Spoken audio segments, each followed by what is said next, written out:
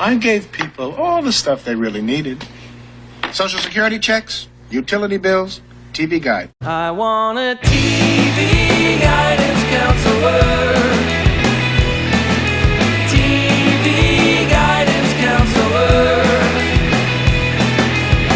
Staying up to watch all night, and everything's gonna be alright with my TV guidance counselor. Hello, everybody. Welcome. That was the fantastic sounds of Josh Caterer of the Smoking Popes with the TV Guidance Counselor theme song, which I think we're on the second year of this song. I'm still amazed that I have that song as my theme song, and it was written just for this show. Smoking Popes are one of my favorite bands. This year was the 30th anniversary of what's the record? Oh my god, I can't believe I forgot their like big record. I don't know why I can't remember the name of their big record, but it's the one with Need You Around on it. Man, my brain. Is everyone else having this problem? We'll get to it. But this is the year in review, so I will go through week by week. This is freewheeling. This is top of my head. We'll go through every episode, every show, whatever's on my mind. What a year. I'll try not to be a bum out, but we made it, guys, and we will need to be healthy and rested for 2025. I think it's going to be potentially a big pain in the ass, but anyway, hope you're well. Hope you had a good holiday. I am recording this on the 27th of December 2024. We are headed into year 12 of TV Guidance Counselor, which is completely bonkers. February 14th will be 11th anniversary, and then we're into year 12. I've solicited listener questions a few times and threatened to do a listener questions episode, but haven't really got enough, mostly because I'm impatient. Like, I don't like to have emails sitting, so I'll just answer the questions like in the email and not like hold on to them till I have enough for an episode, which totally defeats the purpose. This will also be pretty under-edited, so you may hear me clear my throat a number of times. I apologize. Because I'm going to record it and then put it right out. That's what I'm doing. And then I'm going to have my pizza because it's Friday night. And I do get pizza every Friday night because I don't give a fuck. I don't know. That wouldn't be a thing. Anyway. Let's address the questions first. So I got a few questions here. This one is from old friend, Mr. Andrew Wetzel. He said, will you ever become a weekly moviegoer again? No. So for those of you that don't know, every single Wednesday from 1983, when I first saw E.T., it might have been 1982 when E.T. came out, until about 2003, I never missed a week without seeing a movie in the theater. Every single week, sometimes twice. Then I just stopped. And especially after the pandemic, I can't sit in a theater. Like I still have some issues with being in crowds. I've done a number of shows, but it's strange because I'm like backstage in the green room. I'm on stage, which feels not in the crowd for whatever weird reason. And then backstage and leave. So I'm never in like a crowd of people. I haven't sat in an audience and really watched anything. So I doubt it. Also, the movies coming out in theaters seem like just complete garbage. Although I am looking forward to seeing Superman in July, and that is in IMAX and 3D. So I might go see that. I'm trying to think of even what the last movie I saw in the theater was. It was definitely before the pandemic. And it might have been in LA in March 2020. But yeah, short answer, no. Another question. Has your hair ever been cut into a Mohican or Mohawk? This must be from an English person. They call Mohawks Mohicans in the UK. And would your wife let you do it again? No, it has not. I have more or less had the exact same haircut I have now since I was about 12 years old. It's jokingly the men's regular. And I always joke, but it's kind of true. My hair rejects other haircuts, like a donated organ. Like I could get whatever. I could get a mohawk, go to sleep, I'd wake up with this haircut. Like it just, my body's like, no, I don't think so. We're not doing that. We don't want that. Another question we had here from Corey Jackson over on the Patreon. And side note about the Patreon, thank you guys so much. You are incredibly generous. Those of you who are patrons of the show. It helps me do the show. I make a little bit of money. I think I end up making like $6 an hour or something.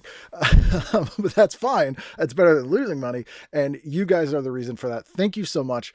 I totally understand if you had to cancel your patronship this year. This has been a difficult year for so many people. Or if you needed to redeploy that money to a much more deserving place. There are so many people that needed help this year.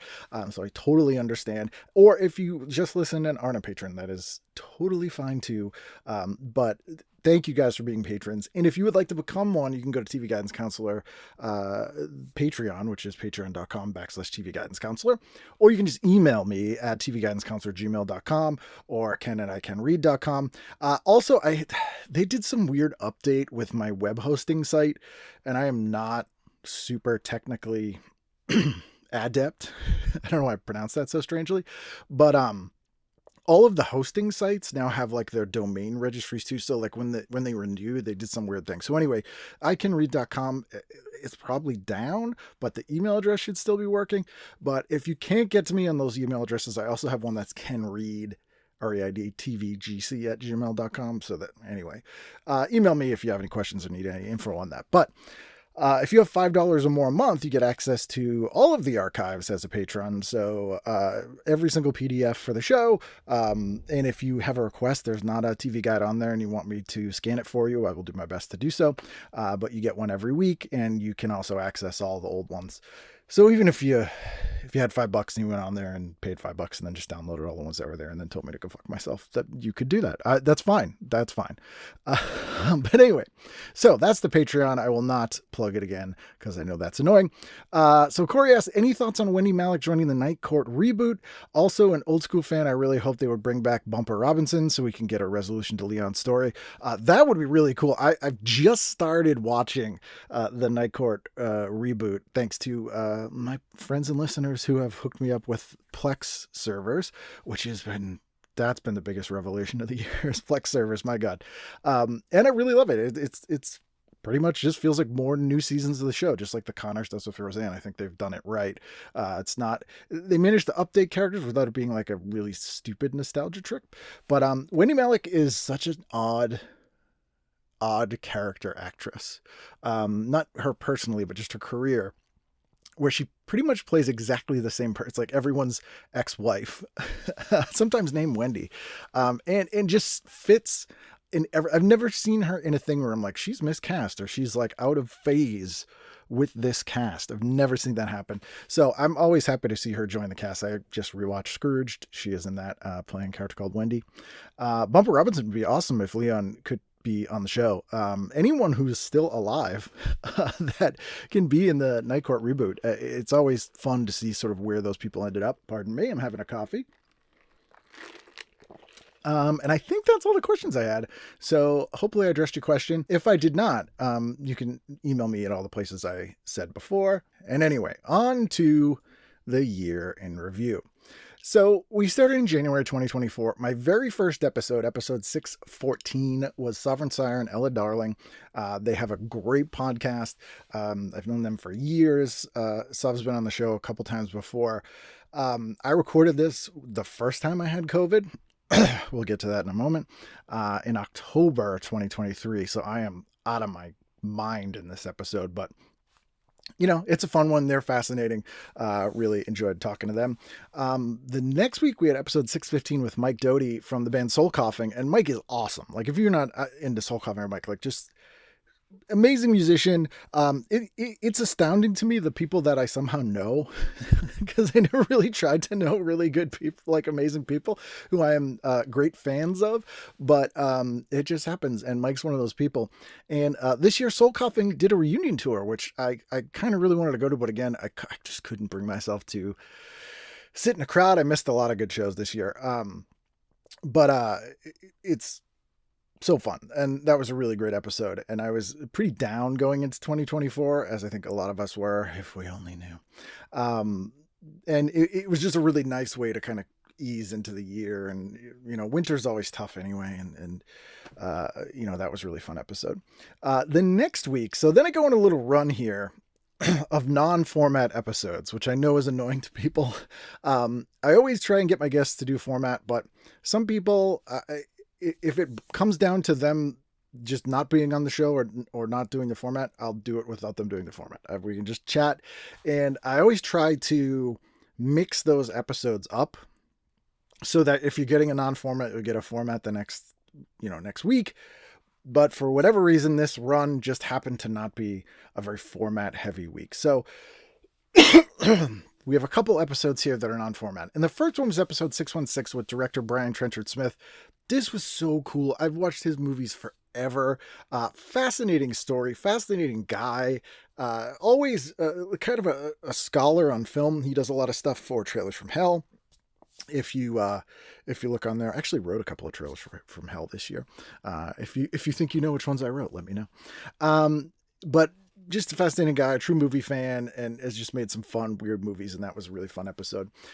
Also, Dan Frischman, who is of Head of the Class, an amazing magician, if you didn't know. He had a web series out this year called Head of the Senior Class that was sort of people later in life taking up sort of artistic endeavors. It was really fun. I think he did 4 or 5 episodes, which I would recommend checking out. That was a fun episode. I got to ask him all my burning questions about Head of the Class, a show that I enjoy, and I still go back and watch it. That did come out, I think, the same week as that whatever that documentary was called, The Dark Side of Television or something, the Dan Schneider thing, which I'll address because people have asked me. I thought that documentary was absolute garbage. It was just exploitative, like sleazy, like hard copy, inside edition, current affair kind of stuff. That being said, I think the core of it is very good and, appropriate. There were 2 absolute monsters that preyed on kids, and that should be told. I was not convinced Dan Schneider was one of them. I just seems like he's like a creep and kind of an asshole. But it seemed like they lied to people who were guests on the show, like Mark Summers. Like, why even have Mark Summers on?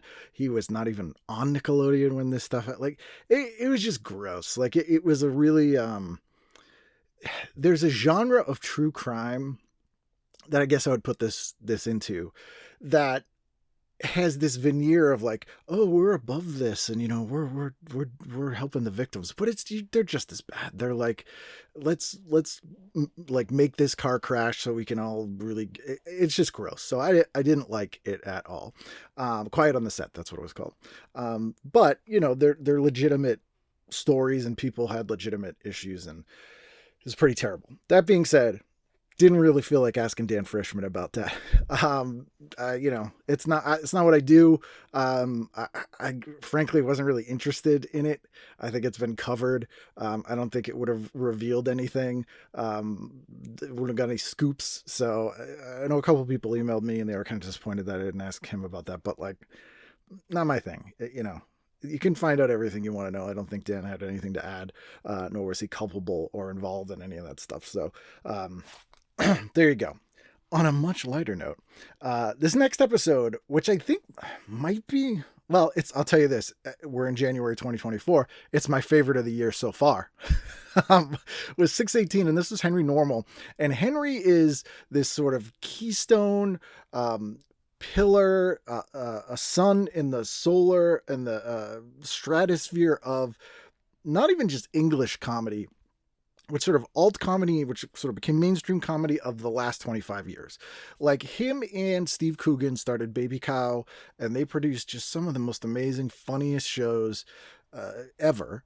And those have really influenced everything that I see now, from Mighty Boosh and the Royal Family, which is so good. And Henry's just such a good dude, like an old punk, like an original old 70s punk who's kind of stuck with that ethos and has stuck with his principles and done some amazing stuff. And I was so happy to talk to him. I'm such a huge fan and admirer of his that if you missed this episode and you're just going to go back and listen to one episode this year, go back and check that one out because, man, that was so fun and just got some great stories. And I just love talking to that guy. Incidentally, the 31st of January was the 30th anniversary of Tori Amos's Under the Pink, which I bought that day that it came out in 1994. 13-year-old me. Past the Mission, the song with Trent Reznor, fantastic. Just such a great record. I've seen her live many times. Love to have her on the show if anyone knows her. But Henry Normal, that was great. Speaking of sort of old punks to get down again, I was so sad when Steve Albini died. I was a real shock. You know, I wasn't like best friends with Steve or anything, but you know, we stayed in touch after he did my show. And again, another guy I've admired, pardon the dogs, they will bark.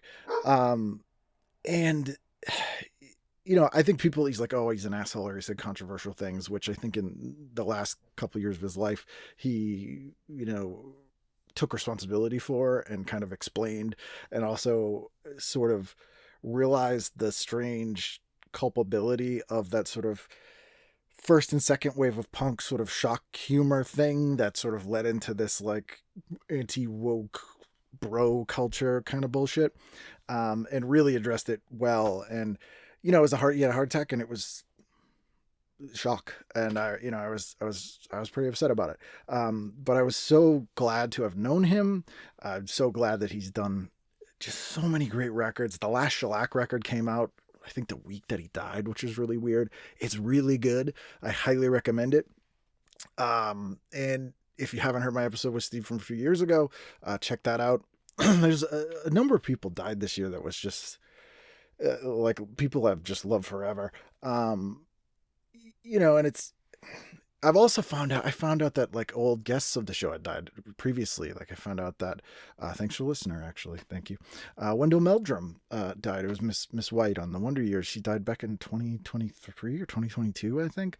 And she was so sweet. I have very fond memories of being at her house and recording the episode with her. And she was a very interesting person, very funny.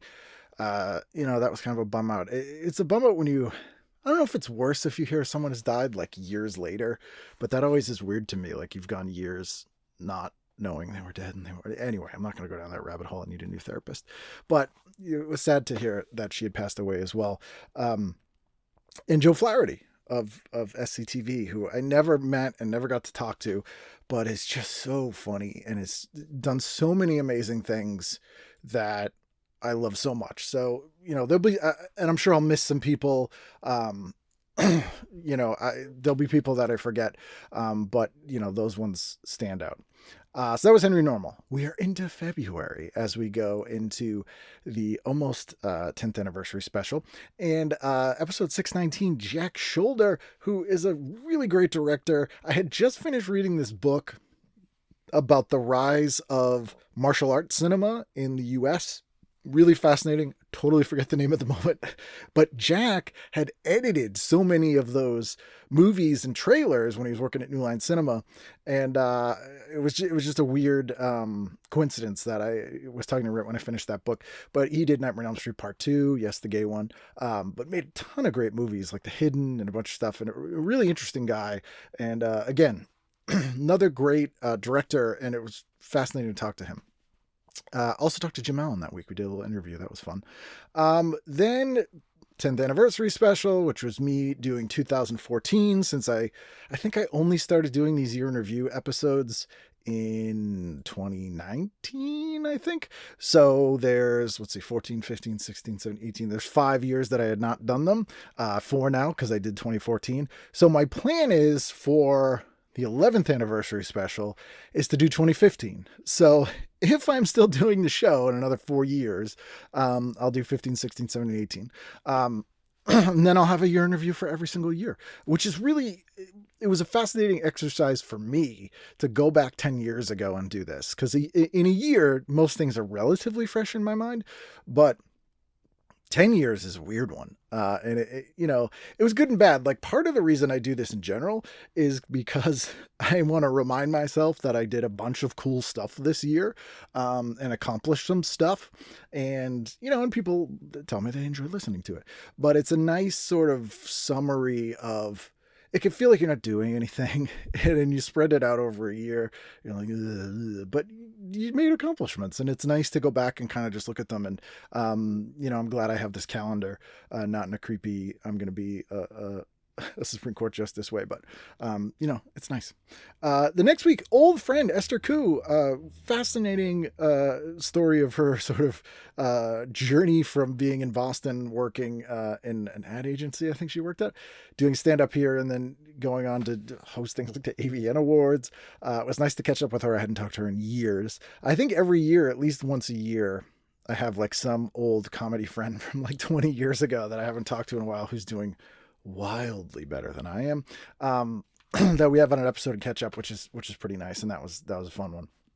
The next week, this was so fun. Mike Watt. And it's so weird to me. So I have no gauge of who is famous and who is not. What I mean by that is there are people I have on the show that I cannot believe I'm talking. Like, to me, it's a massive get. Like the biggest name in the world. And then it gets like a mediocre response. Not people listen to the episode and like it, but they're not like, wow, I can't believe you talk to them. And then there are people who I'm like, oh, I really like this person. They're a friend or whatever. And then people will be like, I can't believe you got them on. But Walt was one that I was like, this is going to be huge. People, amazing. People weren't as impressed as I was, but it was so nice talking to Mike Watt, who's a fascinating guy. And just, again, old punk, a lot of old punks this year, which, I guess, hey, really fascinating stuff. And this was particularly fascinating, this episode, because I never sort of set out to try and get like scoops, but this one kind of was where Mike, the week he picked was the week he met D Boon, who was no longer with us, who was his partner in the Minutemen. And if you know anything about the Minutemen or Mike Watt, like that is life-changing. And to hear about that week and how TV really fit into it and fit into the first time that D Boon called himself D Boon, that was really fascinating. As somebody who has, listened to a million interviews with Mike and talked to Mike and read about the Minutemen and all this stuff, that was stuff I didn't know. So that was fascinating to me at least. So there you go. Need another sip of coffee. Then that Friday, March 1st, I opened for Matt Friend at the Crystal Ballroom. Matt is an impressionist. He has like billion followers online. He's like doing impressions with the President Obama and incredibly famous people. Super talented guy, nice kid. He's like 23 or something. Sold out show at the Crystal Ballroom. It was a lot of fun. He's doing shockingly, amazingly well. Again, far more famous than I am. Probably couldn't even get him on the show, but I did have fun having him on the show. Being on his show, not having him on the show, although I probably would have fun having him on the show, but it was nice to get out and do stand up. As I said before, I used to be out 2 or 3 times a week, and now I'm out like once or twice a month, which is fine. But it is, it's been good. I haven't had any bad shows this year, and that was my first one of 2024. So that was really cool. The next week, okay, so Henry Normal is one of my favorites, but this might also be my favorite. Another director, Alan Arkish. So much amazing TV. Just another, not an old punk, but an old rock guy, although he did direct Rock and Roll High School. Just awesome dude. So many great stories. That's just a fascinating chat about all the media, just awesome stuff like that. That one is great. And speaking of Trailers from Hell, Alan is one of the men behind that, along with Joe Dante. Did a number of really good ones this year. So Alan Arkish, do not miss that episode. Very fun. I love it. Then that weekend, I was out doing another live show. I did Northeast Comic Con for a very special reason, which some of the episodes will come out later in the month. But Gary Summers, who's been on the show before, he does this 3 or 4 times a year. You've heard live episodes from Northeast Comic Con. This was the last one I did, I think. Excuse me.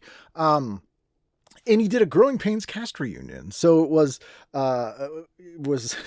3 cast members from Growing Pains. 2 of them I'd never met. I never met Tracy Gold. I never met Jeremy Miller. I've had Julie McCullough on the show before, and she's a stand-up, and she's great.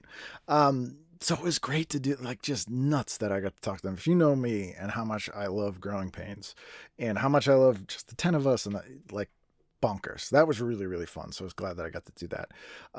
Then on the 13th of March, I had a great author I was not aware of, but was reached out to by her PR people. She had a book out called Mother Doll. I think it's called Mother Doll.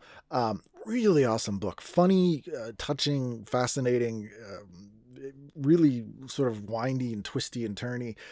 She's originally from Boston, but lives out in Los Angeles now. It's Katya Epikina. I just recommended her book actually on the Year in Review. I was on WBUR Radio Boston, which I had been on with my friend Bethany Van Delft, who was on the show year one. We had been on Radio Boston once a month for like 2 years, and then I'll get to it later in the year.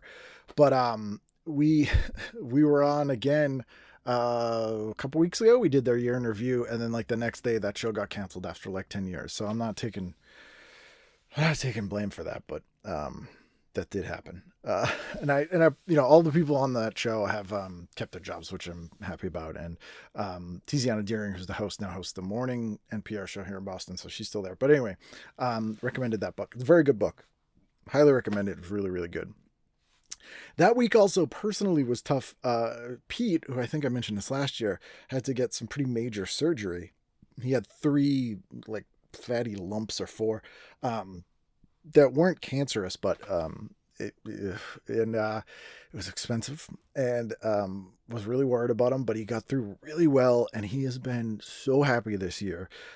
They also found he had a broken tooth, which they couldn't see until he was under and did an x-ray. So they pulled that tooth out. They took the lumps out, and he also went on an arthritis medication. He gets this monthly arthritis medication shot, and he's like a puppy. He's been super happy all year. He's been very cuddly. He's been much less miserable. And I was so happy because I love Pete. He's my boy. He's in his 12th year, but Pete's the best. So Pete made it through good, and that was my March was all kind of worrying about Pete. So that was Katya. Then I did 2 episodes the next week. We had Jordan Morris, who came back on the show. He was promoting a new comic. Love talking to Jordan. The last time I talked to him was in person, right before, it was in March 2020. So, nice to catch up with him. Always love Jordan. Always doing fun stuff. I'm always super jealous of the cartoons he gets to work on. And Irene Bremis, who I had not had on the show before, but was so cool, has a new special out. A former Boston area gal, still a gal, just former Boston area. Super funny, super nice. Loved having her on the show. And then, where are we? The 27th of March, I had episode number 627, and this was another director. This was Michael Pressman, who has had a fascinating career, made Dr. Detroit, Ninja Turtles 2, just crazy list of movies. And his father was blacklisted in the communist scare, and he had been a huge director in the early days of live television. So we talk about a lot of sort of early 40s, 50s television. So I know, just because of my age and a lot of the guests I have on the show tends to skew sort of 80s and 90s, dip into the 70s sometimes. And I know there's a lot of listeners who really love the episodes 50s, 60s. And so if you missed that one is a really good discussion of some fascinating stuff that I never knew a lot of that stuff. So Michael Pressman, really fascinating guy. That was a great chat. Also, the 26th of March was Todd Barry's 60th birthday party. So happy 60th to Todd. I was invited but did not go. Again, crowds. The next week, we got our first week in April. This was episode 628. I had Aaron and Jason Brandt on. They are awesome. I love these guys. They're Pennsylvania people. They live in Baltimore area now. They have a great YouTube channel under Jason Brandt's name. It's a show called So Bad It's Good. They watch terrible movies. I have mailed them a bunch of movies. They do like a live unboxing on YouTube once a month. I've cut the parts out where they've opened my boxes. That really opens my boxes. I'm not. So those are on the Patreon if you ever want to see them, because they're like 6-hour long live streams. But anyway, I did that show, and they did my show. Jesus Christ. And it was a lot of fun. They seem to have fun, and they turn down a lot of podcasts, and they keep apologizing. They're like, we didn't understand the format. They did. They got it. It was fine. We had a nice chat, and their show was really good. Also, I think it was that week. I have it on here. Matthew and David Almeida from the former Facts of Life podcast have a new podcast, and I think I have it on here, but I believe it was around this time. We did the made for TV movie, The Best Little Girl in the Whole Wide World, I think. No, The Little Girl Lives Down the Lane, which with Stockard Channing. It was written by Joan Rivers. It's like an exact slasher movie, pre-slasher movies, and a comedy. I like it. Matthew did not like it. And I don't think David liked it either.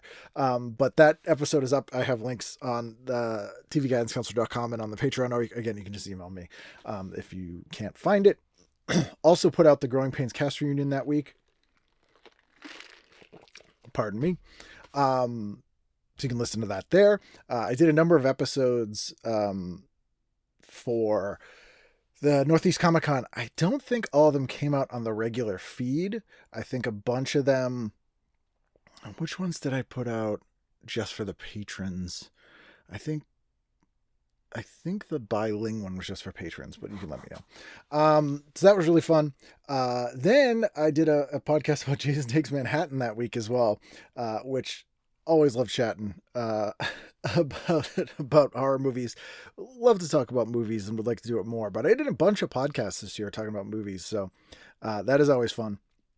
Then the next week, speaking of horror movies, the 17th of April, episode 631, Alan Katz and Gil Adler. This was awesome. If you don't listen to their podcast, How Not to Make a Movie, listen to it. They are a producer-writer combo who had sort of lost touch with each other, but then rekindled their friendship recently. They worked on Tales from the Crypt, most notably, and the film Bordello of Blood basically killed their friendship until they rekindled it recently. But just awesome guys, produced and written some amazing stuff, and I love talking to them. In fact, I did their podcast later, I think in May. We did a really long episode of them having me on and talking to me. And that's on YouTube, and I also have links to that there as well. But what a cool chat. Again, people who made stuff that I love and cannot believe I get to talk to them. Again, I'm just some idiot who grew up in Boston, and like being able to discuss the things these people made that I know so well from being a fan is strange. The next week, so this was a big week. So I went out and did a bunch of shows with Todd Barry, which was cool. So pretty much every year I do a bunch of shows with Todd. This one we did 4 days. I was in Portland, Maine. I was in Westerly, Rhode Island, and then I was in Portsmouth, New Hampshire for 2 shows, which is, if you know anything about New England, is a weird path.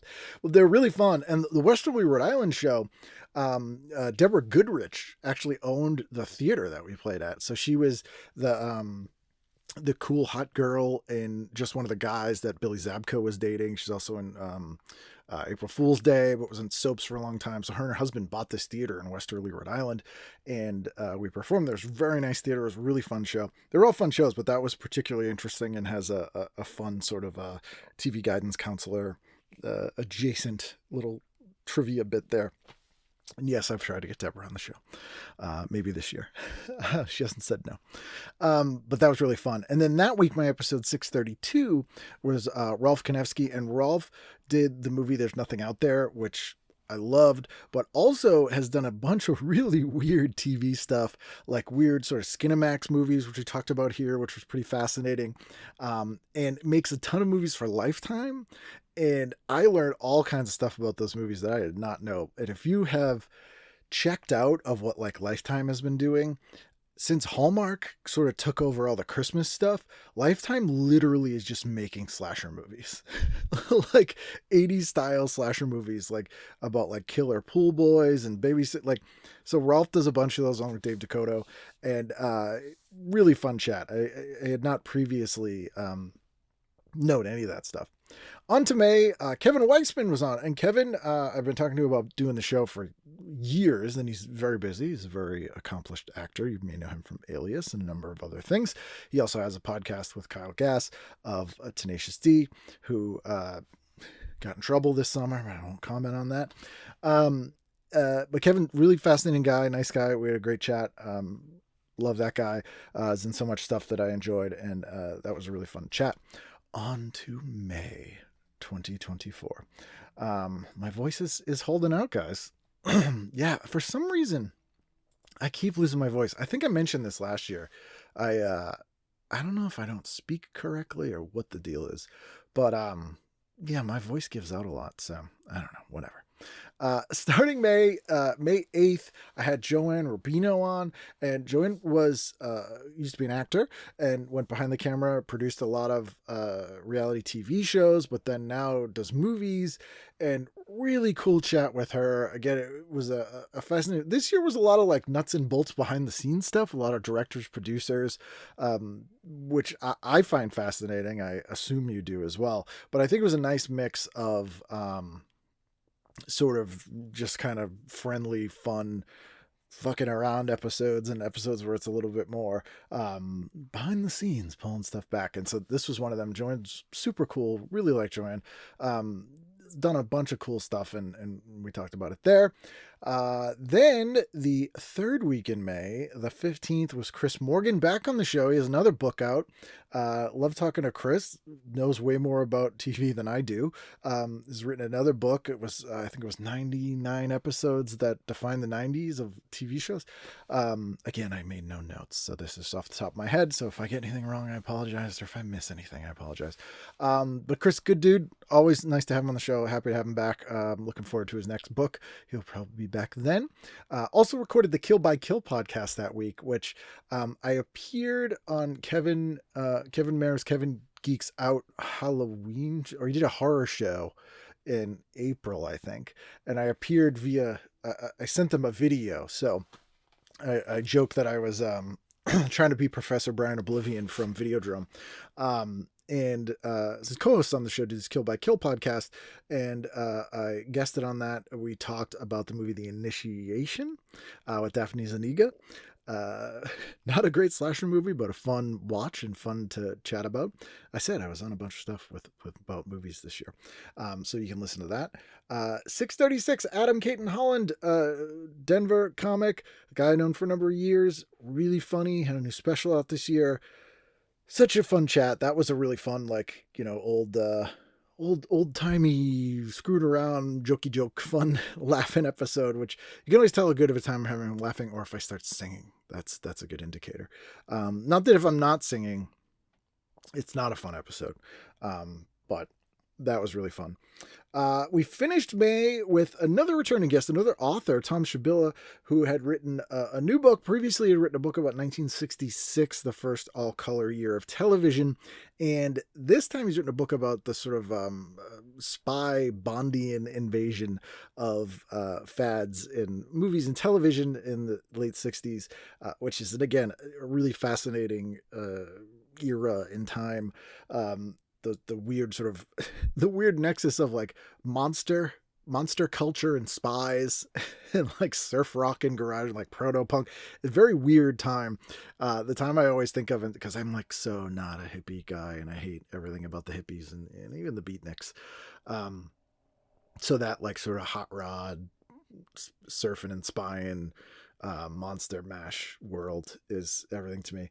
The Damned played here in Boston that night. I didn't go, but they did a cool tour this year. They toured with the original lineup, the original four guys, and they did Damned in the second and third record, I think.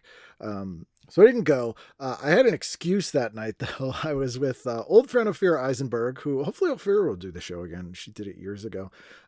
We did the Cabot Theater up in Beverly, Mass. It was so nice to see Ophira. I hadn't seen her since before the pandemic. Last time we did a show, I think, was 2020. Super funny, awesome gal. And that was a really fun show. Also, I missed Kathleen Hanna that week. So Kathleen Hanna of Bikini Kill, who's the best person, who again, been talking to you about doing the show, hopefully someday. She put out her memoir this year, which is awesome. It's such a good memoir. Highly recommend it. I don't want to support Amazon that much, but there's always like Audible deals where you can be a full Audible member. They'll do like 99 cents for 3 months or whatever. And then a bunch of books drop to like $2 and $3 for the audiobook a couple times a year. So I'll like just buy a ton of them. And memoirs, to me, especially if the author reads them, audiobook's the way to go. Also, I was talking about this the other day. For some reason, and I have no justification for this whatsoever, I feel like audiobooks of nonfiction are fine, but if you listen to an audiobook of fiction, it doesn't count. Like, it feels like cheating. I don't know why. It doesn't. Reading is reading, right? But for whatever weird reason in my brain, that's like a thing. Anyway, she's got a great book out. She was in Boston the night before, and get that book. Yeah. So I was with Ophira that night, and then on to June, my birthday month. This is when I turned, Jesus Christ, I turned 44 somehow. Time is so strange. Whoa, time's strange. I'm not high. I turned 40 in the pandemic, so it feels unreal. And just the fact that I continue to age that way, very strange. This month I also got into Too Good To Go. I don't know if you guys have that in your area, but it's like an app where you pay like $2 or whatever, and restaurants and businesses will give you like a blind bag of like whatever they have left over at the end of the day, which I am a sucker for that. I will tell you, if it's like a surprise food or like, here's a bag, you don't know what's in it, I love that. And it's, the food waste is bad, so you can, but I did that like 3 or 4 times a week in all of June, and then I kind of got sick of it, but that was really fun. I did a bunch of that month for whatever reason. But the first episode in June, I did 2 episodes that first week. I had Ahmed El Khadri on, who had a new special out. I did not know him before. Super nice dude. His special's funny. Had a good chat. Much younger than me. But, that's okay. That's always kind of interesting, too, when I talk to kids. I call them kids. They're like 30. Who didn't really grow up in the same era. It's kind of interesting to have those chats. And then talk to Sam Brown of The Whitest Kids You Know, who is another Massachusetts guy who is a listener. Hello, Sam. How are you? I know him and his brother. Really funny guy. Does online comedy classes. The Whitest Kids You Know had a live reading of an animated movie they had written and I think recorded all the voices for prior to the death of one of them, sadly. And also the episodes all came out on Blu-ray, I think, this year, and are all streaming. There's new edits. Really cool for fan of The Whitest Kids You Know. This is a very good year for you. You got a bunch of cool stuff. And I chatted with Sam. That was a long episode, and again, one of those fun catch-ups. Always fun. Then the next week I went to the dentist. I got my tooth fixed. So my front tooth, it chipped like years ago, I think in a fight. Long story. And when they bond your front tooth, it just doesn't stick all the time. So I've had to get it done over and over again. And every few years I'll be eating like a soft bread and it'll break. So it broke, got it fixed. But that week I had Rob Hayes on the show, which was awesome. Rob's another guy that it was fun to catch up with. Really fun episode. He had a special come out this year. Tons of people I know had specials or albums come out this year. I did not. My albums are old. I actually struggled with renewing my albums this year. It's like $40 for me to have them available digitally. And I have $40, but I'm like, does anyone even buy this? But then I looked and I think I sold like $60 worth of, or got $60 in royalties or something last year. So I was like, all right, fine. I did share, because I don't really, no one likes Spotify, but I think around this time when people were complaining about, I think it might have had something to do with the strike, but I think I had something like over 1 million streams, and it was like $300. It was some crazy amount. It's really, anyway. So that week I had Rob Hayes, very fun. June 19th, Sean Carter came back on the show. Sean, again, the last time he did the show was here physically. He moved to Tennessee, he opened a comedy club. He had a new record out. That was a super fun one. I also played with the idea of doing clips of the show. So I literally, I have video of every single episode that I've recorded since the pandemic. So since I've started doing it remotely. And, you know, I have them all. But I'm like, who wants to watch this? But I try, you know, I was like, let's throw some clips up there because people were having a lot of luck with clips. So I tried that for a couple of weeks. And Sean's, I did a couple of fun clips, but all I got was hate messages from gun rights advocates. So whatever. And that week I had Abby and Ryan from Bothering the Band on. So we did 2 episodes that week. I love those guys. If you have not heard their podcast, listen to it. I've been on, I think, 2 or 3 times. Super fun. I love them so much. That was just, they did their 200th episode, I think, of their show this year. So that ostensibly that's what we were talking about. But just really fun. That one's very fun as well. There is some very fun exchanges there. I also did some fun little clips, video clips of that one too. You can see on the YouTube channel. If you're not a subscriber to the YouTube channel, please do subscribe. The TV Guidance Counselor YouTube channel. I do some short little videos. I post some weird clips. If there's things you'd like me to do on there, let me know. I've not really hit on a formula, so I kind of only post stuff when I'm like inspired to. But yeah, a lot of people I learned didn't know I had that. So if you like watching stuff, let me know and subscribe to the YouTube channel. But anyway, that week also, I'm looking at all the shows I didn't go to that week.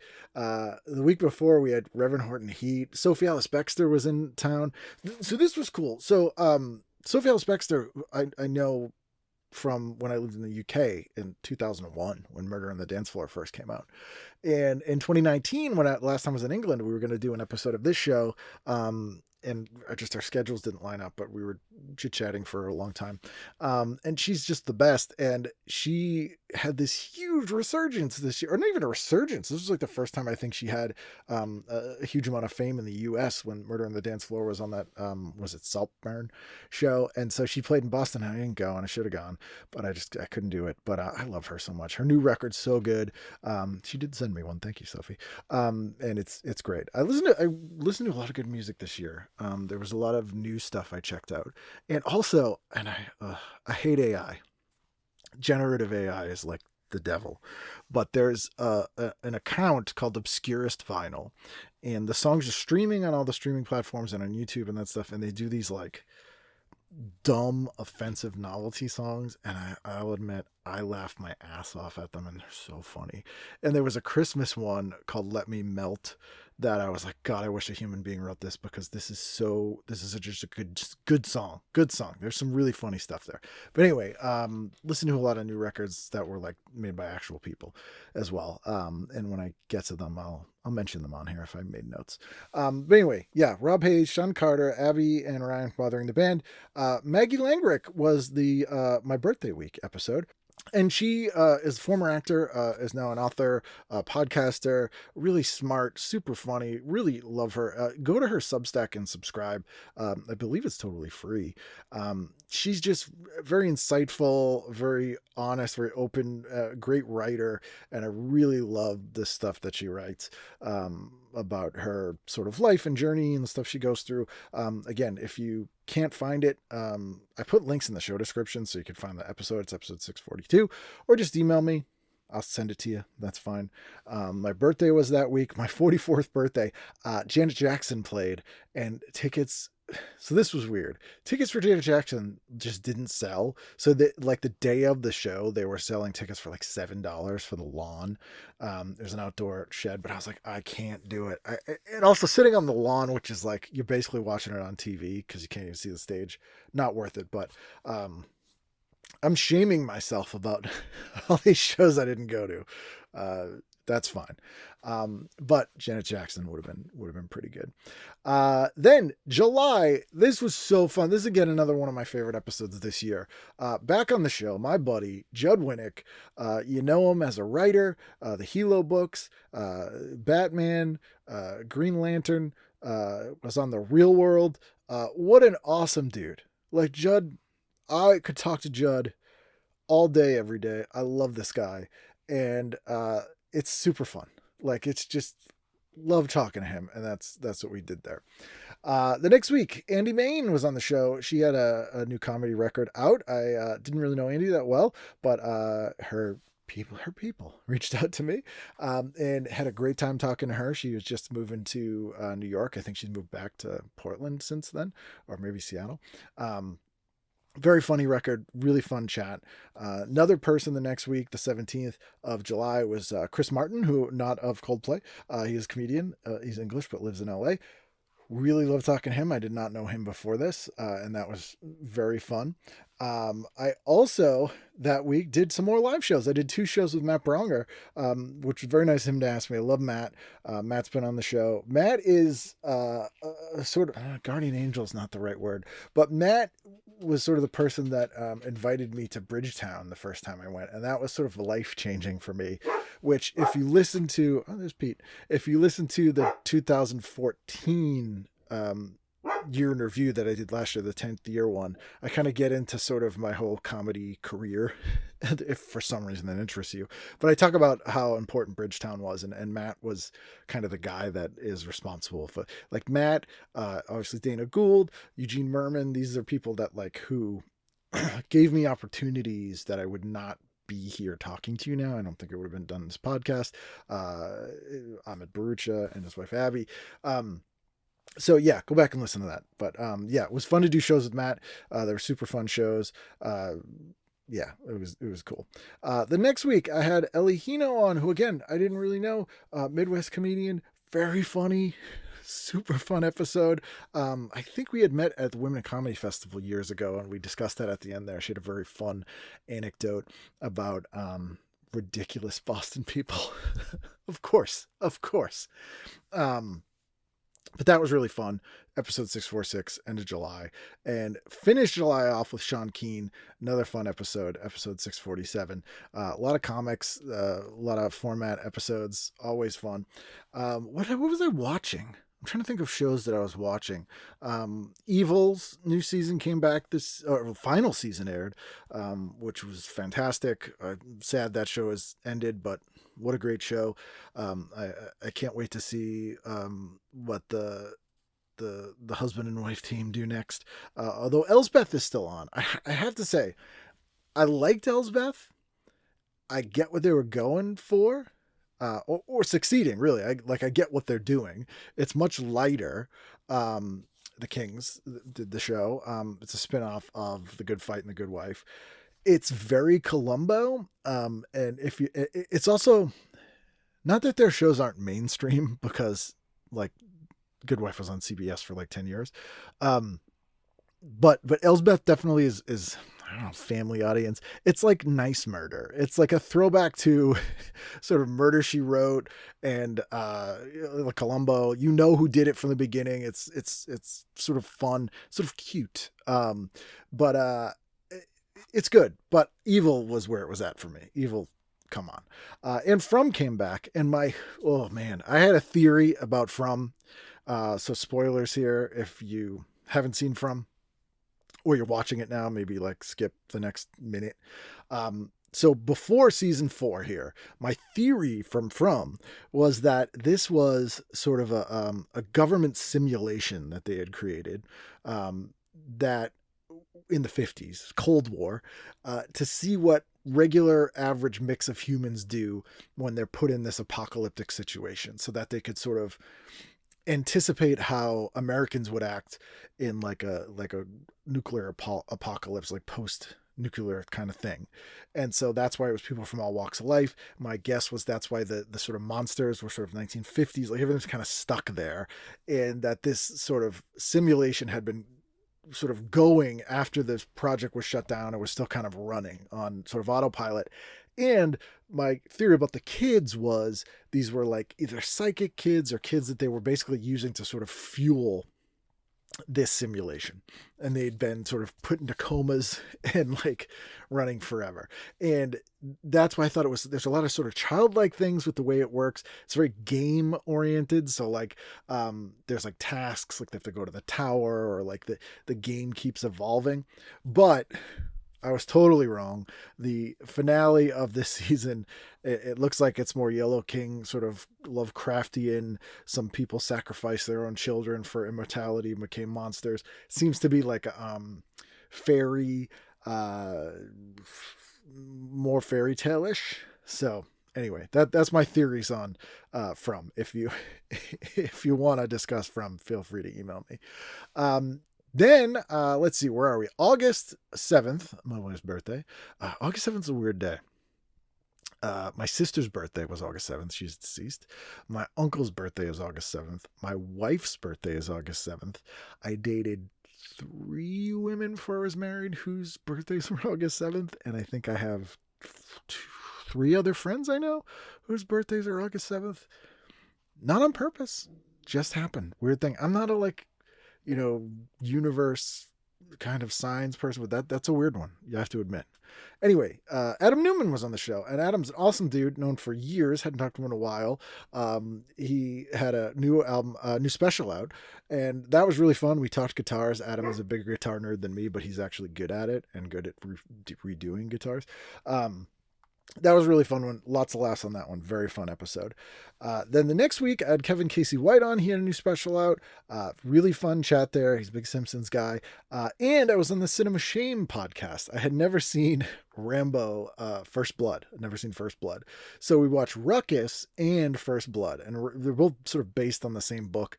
Ruckus seems like a First Blood ripoff. And actually, Rob Hill, who I love Rob Hill. He's probably not even listening, but I love Rob Hill. He just did a really good video about stunts gone wrong. And one of the stunts is from Ruckus. It's this insane stunt where this car blows up way too early and the stunt guy almost dies. But he calls Ruckus a First Blood ripoff. But excuse me, sir, it came out before First Blood and was based on the same source material. So there you go, Rob. I never sent him an excuse me. I must email to him. But anyway, we talked about those movies. Really fun podcast. Check that one out. It's a good show in general. But all the episodes have been very fun that I've listened to. But if you haven't heard it, I talk about those movies. I really don't like Sylvester Stallone at all. He seems like such a dickhead.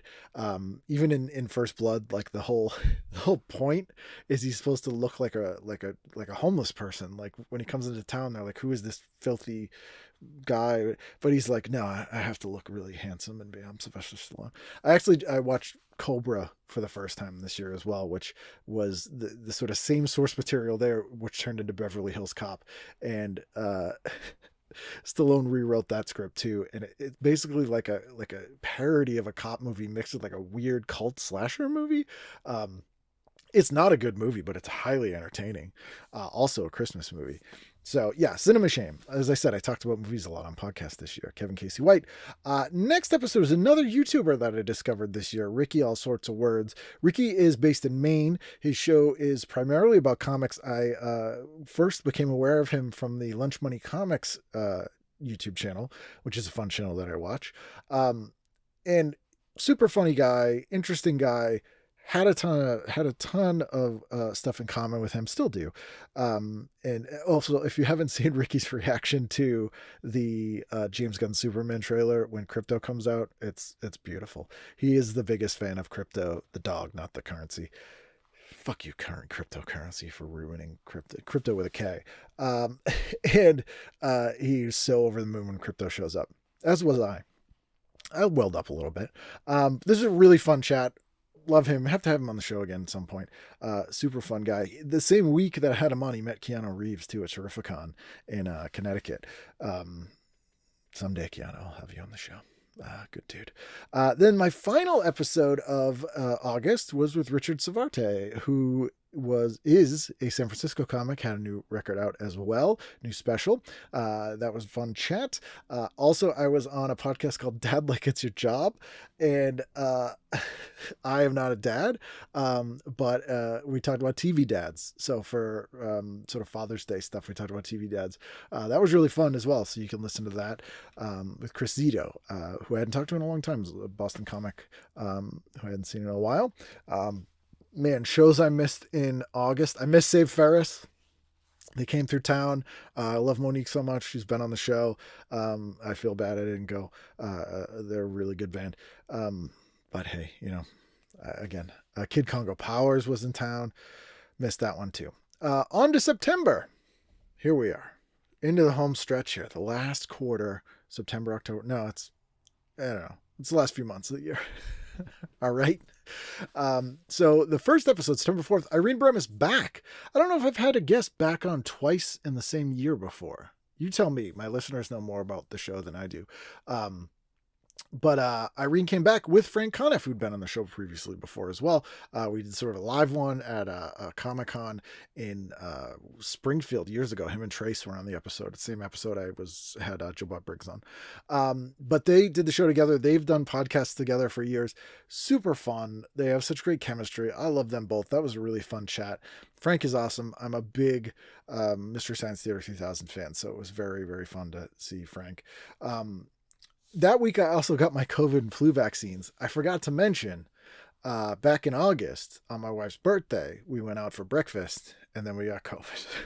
So, COVID number 2.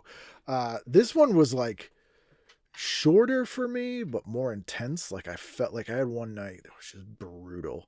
And then my wife lost her smell and taste for like weeks, and then stuff tasted. I didn't, but this is weird, man.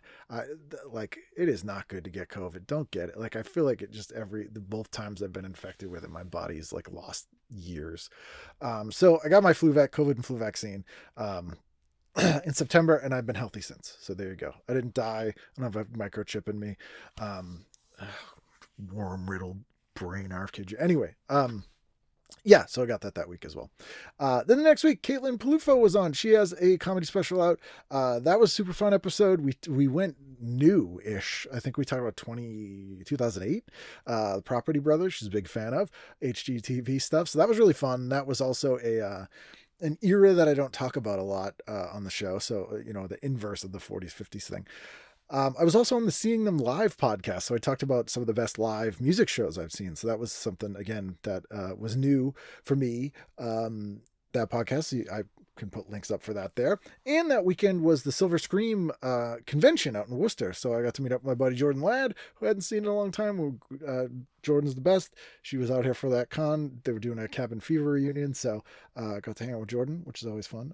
She hasn't done the show, but someday Jordan do the show. But she rolls. She's the best.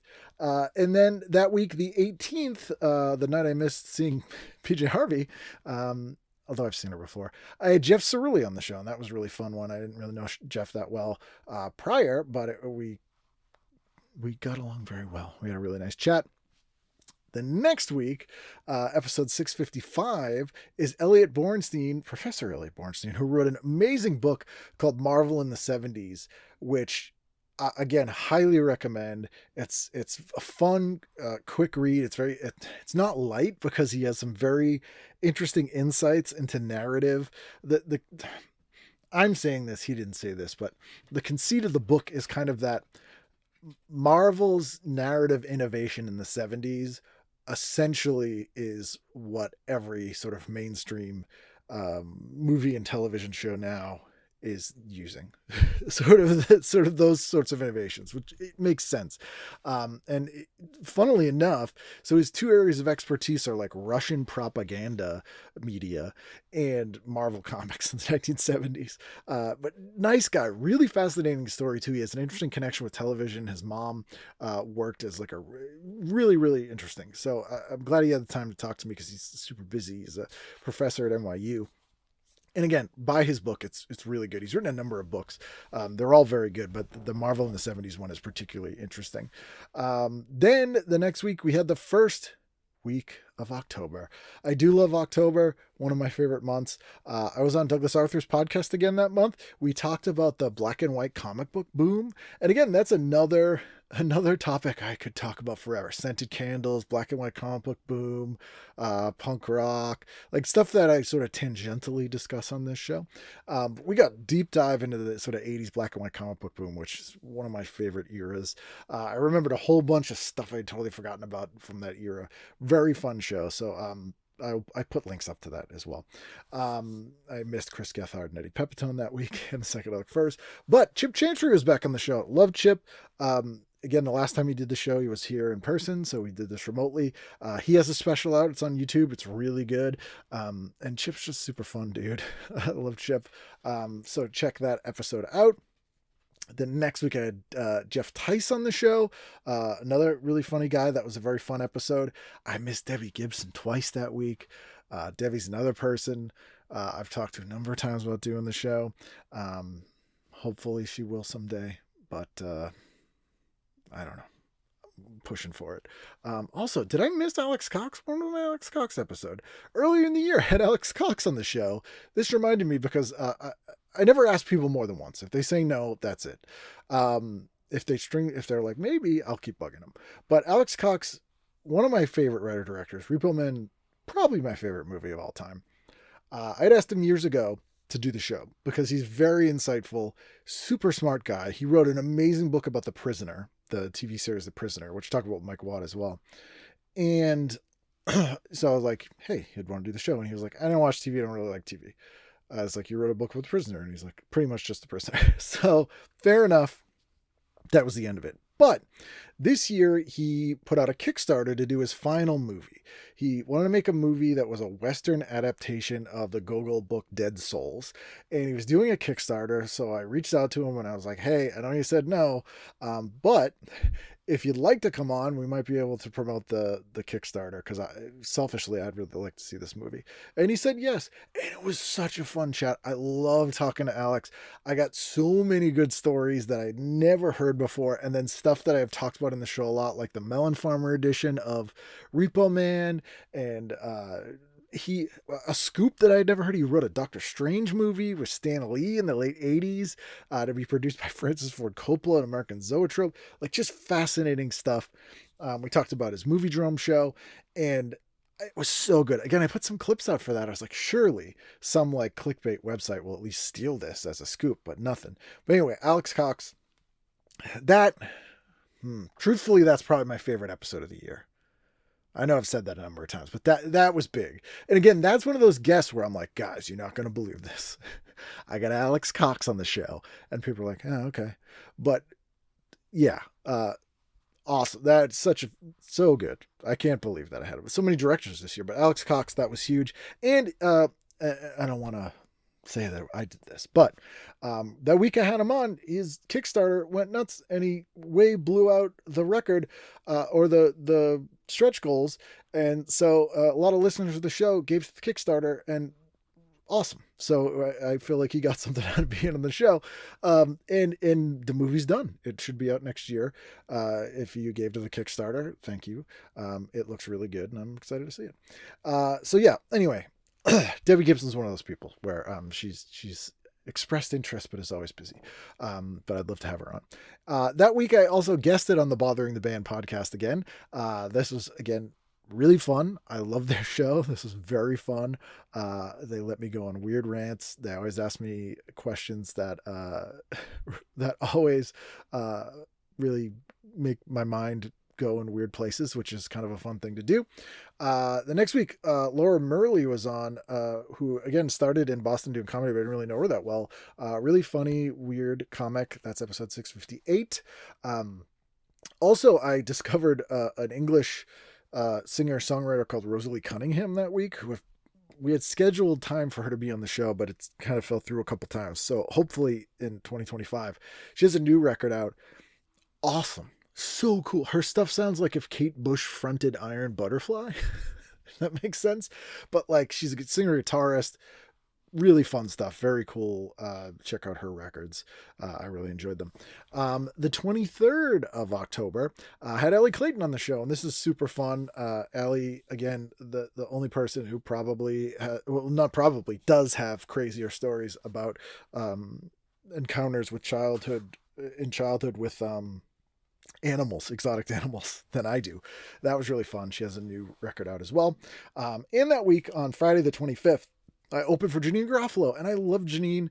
Again, I hadn't seen Janine since before the pandemic. I had done a bunch of shows opening for Janine over the years. Had Janine on this show. We recorded it at Bridgetown. Mentioned that again with Prager. And it's always nice to catch up with Janine. She's just so funny and so nice, and just a wonderful kook. She does not have a cell phone or email. She literally got her on Boston using a map, like a physical fold it map out of your pocket. It was super fun, sold out show. yeah, it was just awesome. Janine's the best. And then the next day, I went down to New York and I did Kevin Geeks Out. We did a show about terror on TV with Kevin. Shout out to Kevin, awesome dude. Super fun show. I had not been down in New York again since before the pandemic. So drove down there. We did a matinee show at the Nighthawk Brewery Cinema in Brooklyn. Super nice place. They were showing the 5,000 Fingers of Dr. T in the theater at the same time. I was like, man, I would like to see that in a theater. But really, really loved doing that show. Drove down, did the show, drove back.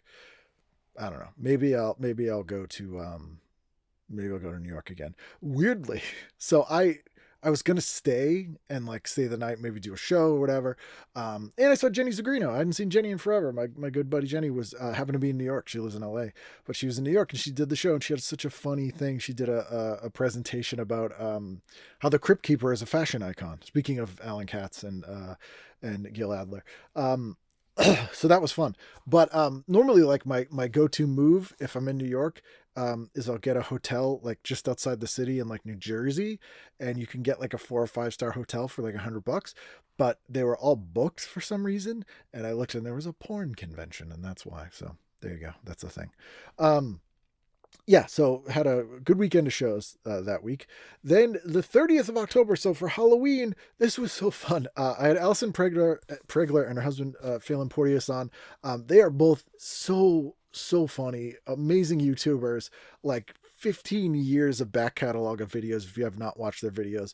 If you like this show, you will love their stuff. Alison's been on the show before, which is a very fun episode. She's covered every single episode of Baywatch and Baywatch Nights, and then Charmed as well. So funny, knows everything about those shows. She's the best. I had them both on. It was super fun. We did a Halloween issue. That might be the most fun I had on an episode this year. Very, very fun. I also guested my good friend Taffeta Darling, who was on the show last week, which we'll talk about in a moment. She does a charity Twitch-a-thon every year. So I think she's live for 24 hours on Twitch for the Extra Life charity. And we did an hour on that where it was Ken and Taff find weird shit. So her and I are always sending each other like odd products that get suggested to us on like Instagram and when we sign into eBay or whatever, any of that stuff. So we just kind of went back and forth. We like traded weird things that they suggested to us to buy. And that was really fun. Video, I think she posts, maybe the video's posted on her website, but I'll find that video. That was really fun. Because man, we get some weird shit that the algorithm's like, yeah, you'll like this. You should buy this. So that was fun. That was also when we cooked up the idea for the final episode of the year, aside from this one, which was last week, but I'll get to that anyway. Then the next week was election week. If you'd like to talk to me about that, feel free to email me. Happy to get into it. My approach in 2025, I have unplugged completely from like news media. I've just been catching up on stuff. I've been cocooning.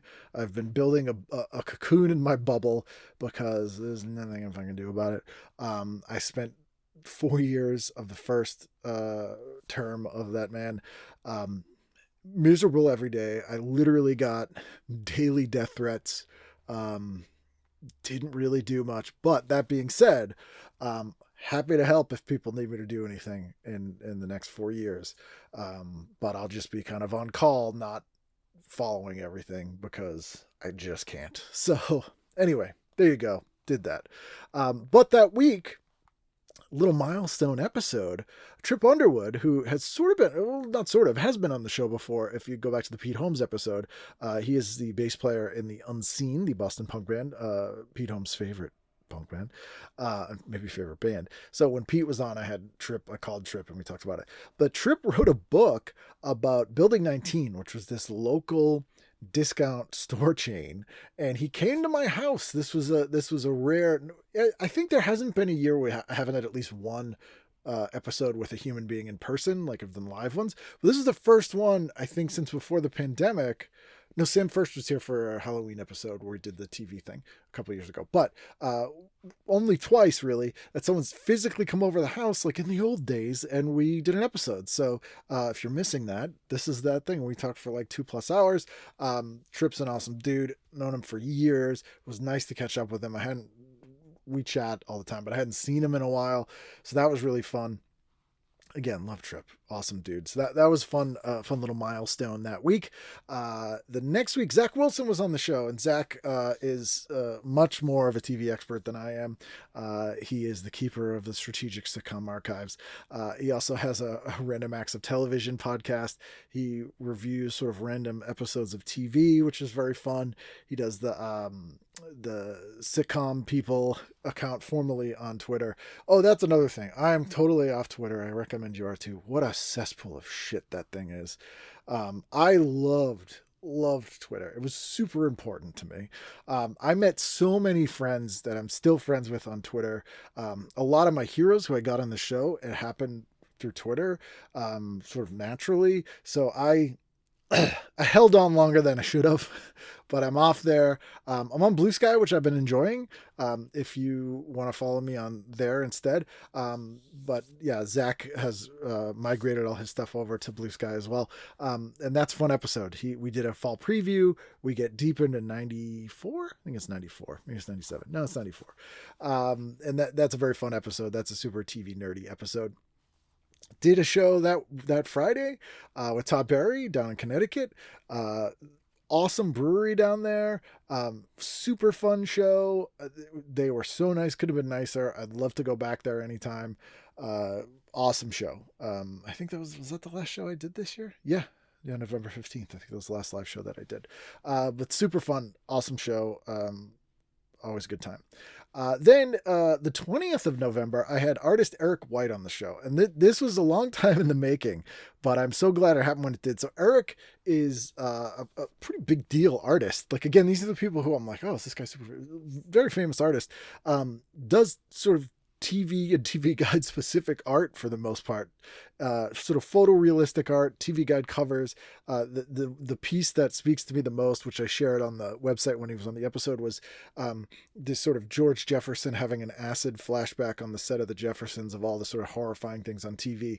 But Moon Zappa introduced Eric and I. Like, Moon was like, hey, you guys gotta be friends and have Eric on the show. And Moon actually put out her memoir this year, which is another must read. A lot of good memoirs this year. Get Moon's memoir. It's fantastic. A few years back, I actually provided her a bunch of TV Guide scans so she could sort of remember some, kind of set the stage for what was going on at certain times in her life when she was writing this memoir. And Moon will be on the show at some point. She's, as you would imagine, very busy. But I'm looking forward to that. So hopefully it'll be this year. But yeah, she introduced us. This was such a good chat. Eric's awesome dude, fantastic artist. It took us like a year to make it happen, but I'm glad we did. That was a highlight episode for sure. It was incredibly nice to meet him, and his art just blew me away. It's so good. Then I missed Jay Mascis at the Sinclair that weekend. Probably should have gone. But I had Chris Wren on the 27th of November. And Chris is the founder of Sully Brands, which makes sort of Boston, I guess, parody sort of sports punk rock shirts. But also founded Bridge 9 Records, which is like a seminal hardcore label out of the Boston area. And I hadn't talked to Chris in a while, so that was really fun to catch up with Chris. There's been a lot of punk rock catch up this year, which has been fun. Then where are we? We're on December. It's the last month, guys. So you probably remember this month. Wow, this flown by. I'm over an hour in. My God. So this is December, the very first week in December. So this is one that I was specifically thinking of when I was like, wow, there are people who I really like, and I'm glad to have him on the show, but that I'm surprised people are like, oh my God, you had this person on? And the person I had on was Tanana Reeve-Dew, who is an author and a professor, really great horror author, but also super insightful, sort of academic about horror fiction and horror, was in the Horror Noir documentary, if you've seen that. Very cool.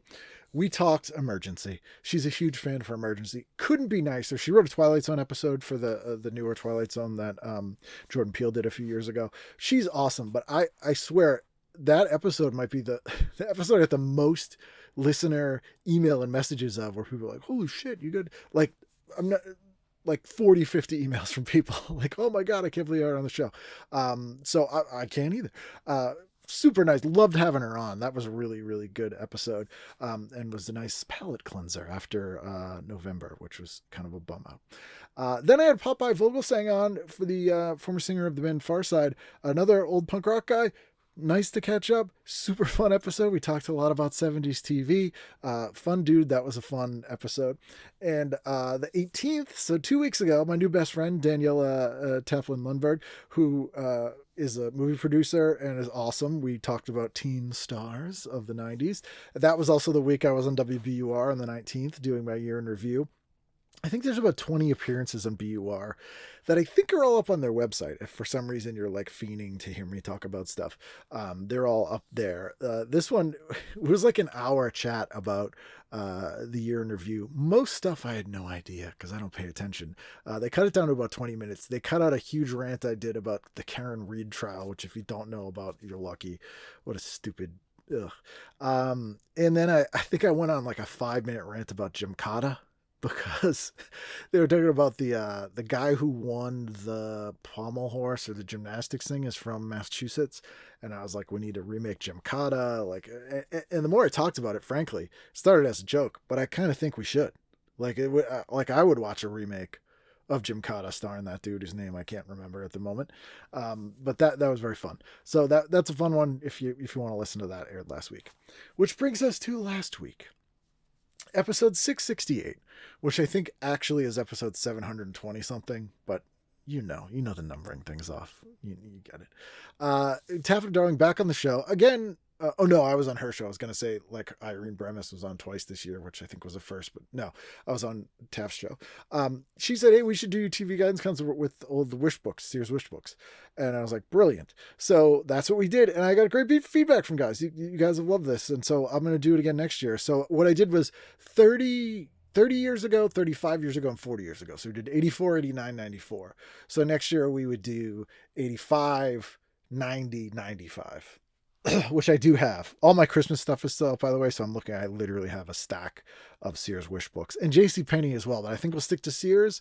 That seems more universal. But, and if you're a patron, I put the wish books up on the Patreon as well. And asked you guys what you would have got out of those issues. So if you haven't responded, I'm curious. Genuinely, I would like to see what people have done there. So that was last week. And that brings us to here. The year in review. It was a weird year. It was a bad year for a lot of people. So I hope you're okay. We're going to get through 2025, everybody. I'm here. If you need me to do something, let me know. I'm happy to do it. I'm not going anywhere. We'll have at least another year of TV guidance counselor here. If I can, as long as nothing happens to me. And next week, my episode is with a great YouTube guy I discovered this year called Dan Does. English guy. We do a Radio Times. He's super funny. His YouTube channel, he like builds things like models and like sculpts monsters and stuff. But we're like fast friends. We do movie nights. Really fun episode. His channel's so funny. I seriously cannot emphasize how funny his YouTube channel is. So check it out. So we got that coming up. In January, I have Amy Stachon, who you probably knew as the Missy the Stepmom on Bill and Ted's Excellent Adventure and all the Bill and Ted movies. She's after that. We got a bunch of people lined up after that. But episodes. And the 2015 year in review again for our February 11th anniversary special. That's nuts. Yeah, and I'm just looking at the schedule here for the year coming up, and it looks pretty fun. So again, I thank you guys. I cannot thank you enough for being here. I never envisioned that I would still be doing this show 12 years in, but I'm glad that I am. Still haven't missed a week yet, knock on wood. I still love hearing from you guys. Please feel free to continue to message me. I love hearing. People always apologize when they email me. Don't apologize. I'm happy to get the emails or messages or anything like that. Love hearing what you're watching. What did you watch this year? Anything new you discovered this year? I did watch a bunch of movies as well I shouldn't get into. I watched Beetlejuice. I have thoughts. I would have rewritten it where the dead ghost kid who was with Winona Ryder's daughter had actually orchestrated the whole thing in order to get out, to pull that switcheroo, and he's the one who kind of got Beetlejuice's ex back, sort of. Anyway, this is the thing I do where I rewrite movies to make them. I did that for The Fall Guy too, which I like, but needed work. I should just re-edit all the movies in the world and rewrite them. And hey, if AI gets his way, I probably will be able to very easily. But yeah, I watched a bunch of new movies this year. I think of anything else that I enjoyed. I like Christmas Eve at Miller's Point. I think is that what it's called, about the Long Island Christmas Eve, which reminded me very much of my youth. That was a very fun movie.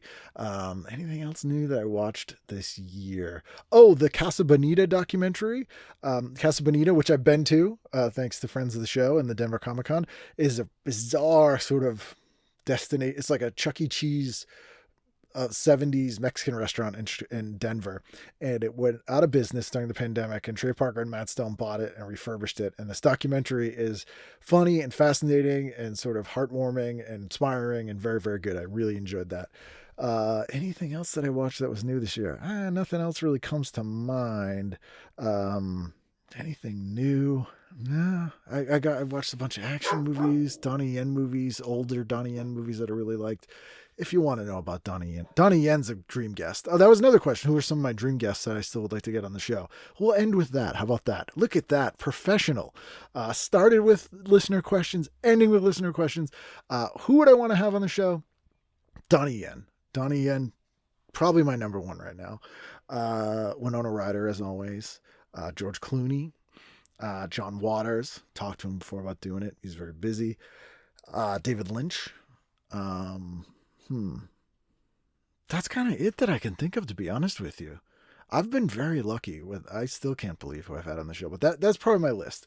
Donnie Yen's the number one right now, I would say. So if, Donnie, if you're listening, if you guys know Donnie Yen, let him know. Michelle Yeoh would be good too.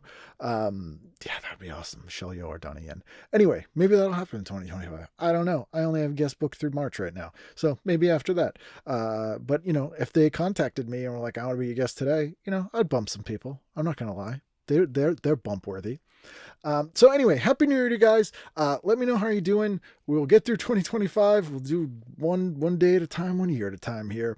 I'm going to go order my pizza and I'm going to sit in my pajamas. I got new Care Bear Grumpy Bear slippers for Christmas. I'm going to sit there and I'm going to watch. I don't know what I'm going to watch tonight. Maybe a movie. And I'm just going to enjoy my Friday night. So I hope you guys do too. Happy New Year, and I'll see you next week for a brand new edition of TV Guidance Counselor. Looks like you got some kind of alternate universe in there or something.